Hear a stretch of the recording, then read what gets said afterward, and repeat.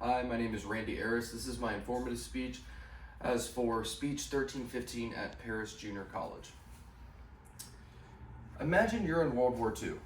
You're in the trenches, head down, ammunition is getting fired all around you, explosions, fire, and then all of a sudden you hear grenade incoming. I personally would be pretty scared.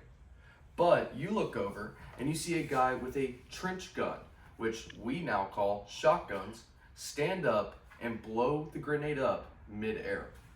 It's all because the U.S. Army went ahead and looked for trap shooters to be a part of World War II. Today, I want to give you a brief overview of the history of shooting sports, along with a quick insight into the top two disciplines, trap and skeet. The first ever recorded shooting sports event was at the Hornsey Wood Pigeon Club in 1810. It is a trap event and it was the first ever recorded shotgun competition. Now back then they had something called traps that would release pigeons out of the ground for shooters to shoot at. If the shooters missed, the pigeon got away. Then we developed something called glass balls in 1866. These balls were made of glass but filled with feathers, and somebody would throw them up into the air and a shooter would shoot the glass ball. If it was shot, the feathers would go everywhere, indicating a hit. But in 1880, the first ever clay target was invented, and we started shooting those instead. They were both more humane and easier to clean up, especially because they became biodegradable. Now, according to the Washington Post, skeet shooting came into effect in the 1910s and 1915s, and it was supposed to simulate upland game shooting. At this point, trap shooting was more for doves or pigeons, while skeet shooting then became for quail and other bird game. Today, trap and skeet shooting, along with other disciplines in the shotgun shooting sports competitions, are some of the most competed in sports all over the world. They're in the Olympics, and there are federations governing all competitions both at the national and international levels.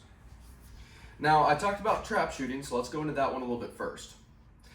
There are 5 stations with trap. You can see them right here as well, with each shooter lined up on each of the stations. There's a bunker or house located at the center of all the stations, about 16 yards away.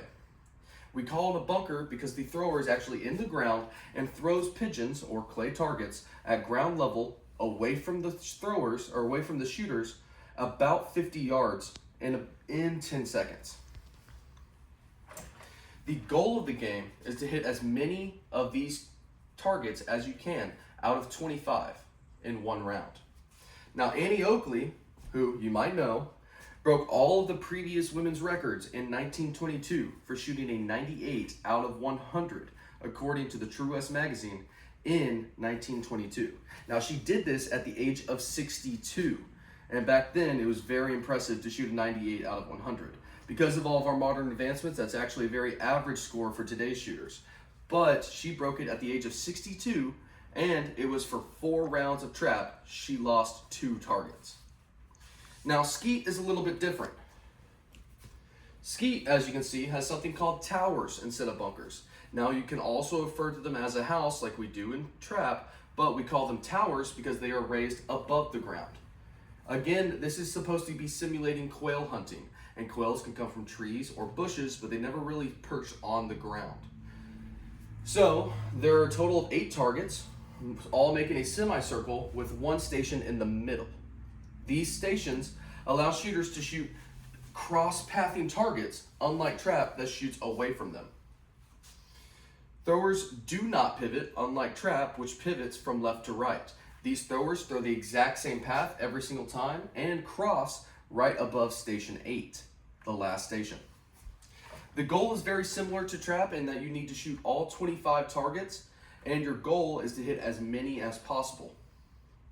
Now, I hope today that you have learned a little bit about the history of shotgun shooting sports, as well as you have learned a little bit about the 2 major disciplines, trap and skeet. I hope that you can take and apply everything that you have learned today to your own personal experience with shooting sports, maybe in the future or in the past. Thank you very much.